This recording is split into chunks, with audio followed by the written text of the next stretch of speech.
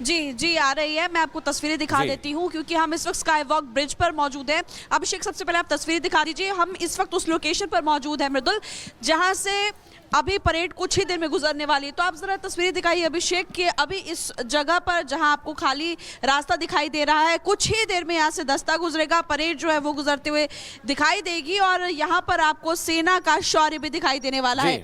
लोगों की एंट्री यहाँ से हो रही है, एक एक एंट्री हो रही है। थोड़ी देर बाद यहाँ से तस्वीर भी आएंगी, महिमा दिखाएंगे। सुमित का एक बार रुख करते हैं। सुमित, बताइए आप कहाँ पर हैं, क्या तस्वीर देख पा रहे हैं? आपके पीछे छोटे छोटे जवान हमें नजर आ रहे हैं, स्काउट्स।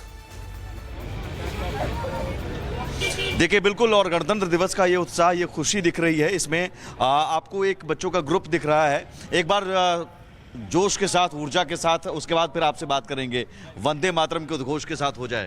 1 2 3 वंदे मातरम, वंदे मातरम, वंदे मातरम, वंदे मातरम। बोलो भारत माता की जय, बोलो भारत माता की जय, बोलो भारत माता की जय।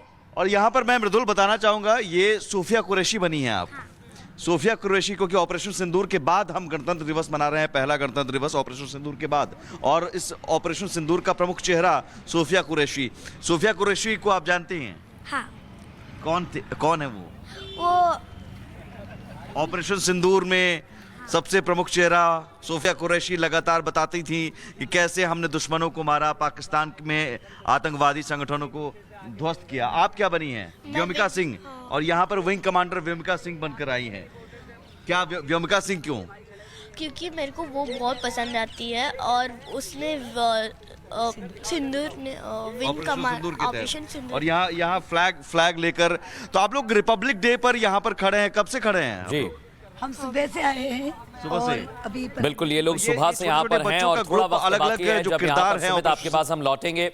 ये अलग अलग तस्वीर छोटे छोटे बच्चों की हम देख रहे हैं, लेकिन अब थोड़ा वक्त बाकी है और मुझे लगता है कि तस्वीरें सामने आएंगी राम कर्तव्य पथ की, जहां पर प्रधानमंत्री नरेंद्र मोदी पहुंचेंगे, राष्ट्रपति द्रौपदी मुर्मू रहेंगी।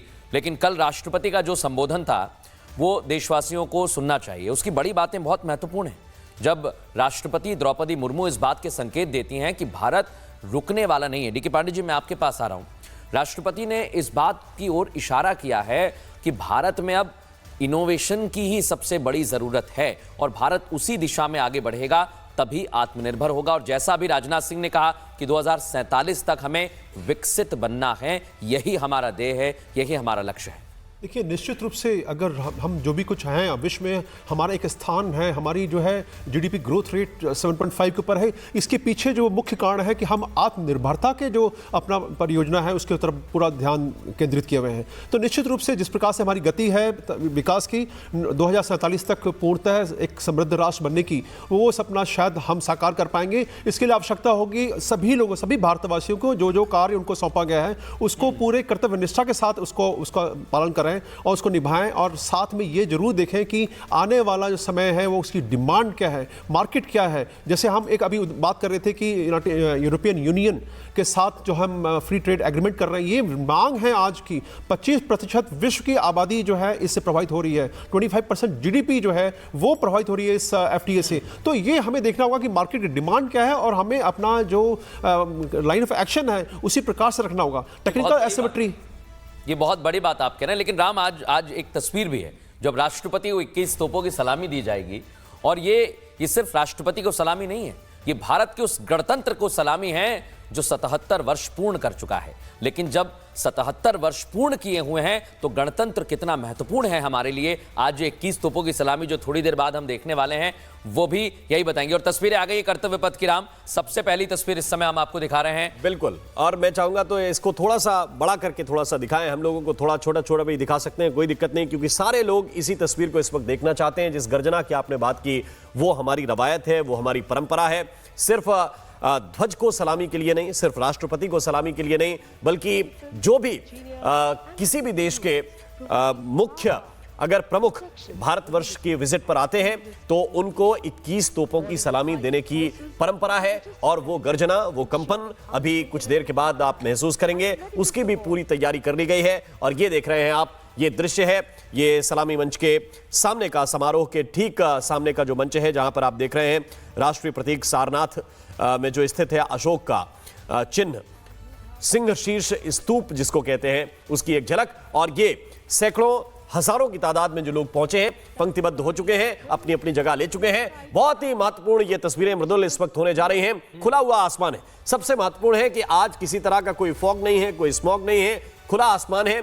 ये धूप, ये परछाई, आप इससे महसूस कर सकते हैं कि आज की परेड और जबरदस्त क्यों होने वाली है। क्योंकि कई बार मैंने देखा बच्चे बड़ी तैयारी करके आते हैं, एनसीसी कैडेट्स हो, एनएसएस के कैडेट्स हो, कल्चरल प्रोग्राम में शामिल होने वाले बच्चे हो, बड़ी तैयारी के साथ आते हैं, लेकिन धुंध इतनी ज्यादा होती है या कहिए फॉग इतनी ज्यादा होता है कि आप उसको क्लैरिटी के साथ एक एक चीज को और ये ना सर, इसमें राम कहीं ये देखिए, ये शुभांशु हैं, बिल्कुल शुभांशु आज पहुंचे हुए हैं और सबसे महत्वपूर्ण अशोक चक्र से सम्मानित किया गया। कल ही ये घोषणा बिल्कुल अशोक चक्र से सम्मानित होना। और ये देखिए, ये सामने आपके ठीक इसी वक्त जिसका मैंने जिक्र किया, ये सिंह शीर्ष स्तूप की तस्वीर, अशोक चक्र से सम्मानित होना। और इसलिए मैं सिन्हा साहब आपके पास जरूर आऊंगा। अशोक चक्र जब युद्ध की परिस्थिति ना हो, शांति काल हो, उसमें दिए जाने वाला सर्वोच्च वीरता सम्मान है और उससे शुभांशु शुक्ला को सम्मानित किया जा रहा है। बहुत गर्व का विषय है। जैसा आपने कहा कि कुछ होते हैं गैलेंट्री अवार्ड्स और कुछ होते हैं नॉन गैलेंट्री। गैलेंट्री मतलब युद्ध क्षेत्र में जो काम करता है आदमी, उसके लिए गैलेंट्री अवार्ड, जैसे परमवीर चक्र हुआ, वीर चक्र हुआ, वगैरह वगैरह। लेकिन जो नॉन गैलेंट्री एनवायरनमेंट में परफॉर्म करते हैं, उसको अशोक चक्र से सुशोभित किया जाता है। तो बहुत गर्व की बात है कि इन अफसर को ये गौरवान्वित किया गया है। दो बातें मैं कहना चाहूँगा कि आपने अभी खुले आसमान की चर्चा की। मुझे याद है कि कभी न हमेशा ये 26 जनवरी को बारिश होती ही थी। तो डर लगता था, जब मैं एनसीसी में था डायरेक्टर लॉजिस्टिक, तो डर लगता था कि बच्चे हमारे गीले हो जाएंगे, बीमार ना पड़ जाएं, वगैरह वगैरह। लेकिन जिस तरह से आज सूर्य भगवान की कृपा है, इस बात का द्योतक है कि सूर्य भगवान देवी देवताओं हिंदुस्तान को आशीर्वाद दे रहे हैं कि तुम्हारा भविष्य उज्जवल है, मंगलमय है और तुमको अब बारिश और आंधी तूफान के डरने की जरूरत नहीं है। ये इस बात का द्योतक है। सो ये दैवी संकेत है। दूसरी बात जो मैं कहना चाहता हूँ कि जब हम आत्म रिलायंस की बात कर रहे थे, क्यों आत्म रिलायंस इंपॉर्टेंट है? पहले हम लोग का 68% इम्पोर्ट कंटेंट था मिलिट्री इक्विपमेंट का, आज हम करीब 29,000 करोड़ का हम एक्सपोर्ट कर रहे हैं। सेल्फ रिलायंस का सबसे बड़ा फायदा है, अभी एक विदेश का एक प्राइम मिनिस्टर था या प्रेसिडेंट था, उसने कहा कि हम F-35 इस्तेमाल नहीं कर सकते हैं बिना अमेरिका के परमिशन के बिना। तो ऐसा मिलिट्री इक्विपमेंट है जिसमें आपका अमेरिका की रजामंदी चाहिए इक्विपमेंट इस्तेमाल करने के लिए।